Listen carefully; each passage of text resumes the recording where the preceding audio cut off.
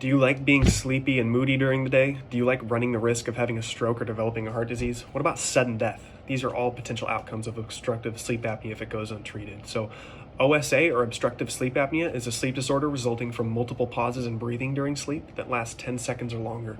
And believe it or not, 1 in 12 people in the US suffer from this. 26% of adults aged 30 to 70 have obstructive sleep apnea. About 24% of women and almost 50% of men in the United States develop sleep apnea at some point in their life, and even 4% of children in the United States between ages 2 and 8 develop sleep apnea. So how can this be treated? Well, I'm here to convince you to use a Cpap machine, or a continuous positive airway pressure machine. So what this machine does is it increases the air pressure in your airway so that it doesn't collapse when you breathe during sleep.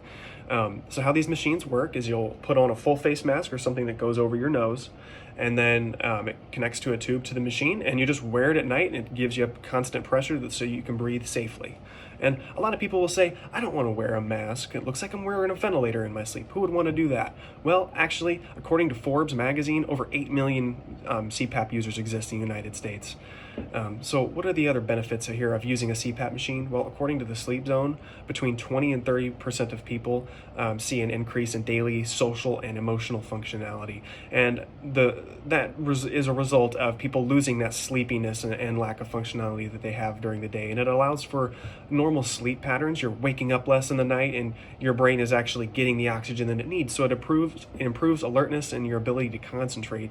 And it decreases or eliminates snoring, which is a great thing for a lot of the men out there that have their wives telling them they're sick of hearing them snore. So it can either decrease or completely eliminate that sound during the night.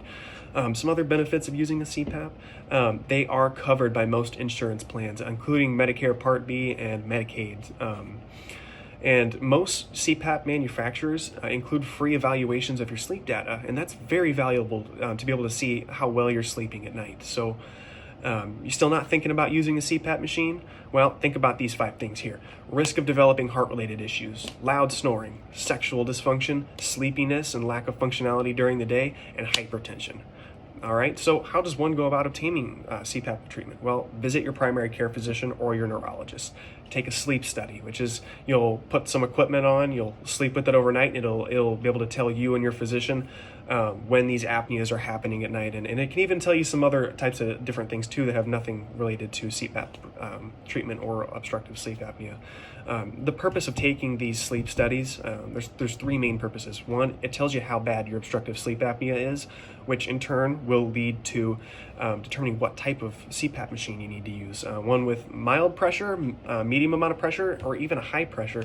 Heck, you might even need to use a ventilator depending on how bad your obstructive sleep apnea is. So, and then 3, the most important part of this is it qualifies you through your insurance to get that Cpap machine paid for. So, moving on to the next part here, have your physician refer you to a durable medical equipment company. That company is going to be able to get you set up with a respiratory therapist to explain how your Cpap machine is going to use. They'll educate you on all the different things you need to do and your insurance benefits and stuff like that. And then they'll give you monthly supplies so that you can use your machine safely and cleanly. And the last part of it is that you're going to follow up yearly with your primary care physician or your neurologist. And what that does is it ensures that your therapy is effective and consistent. And they can make any changes to your pressure just to make sure that you're sleeping at night safely. So don't put this off. Your sleep quality and your life may even depend on it.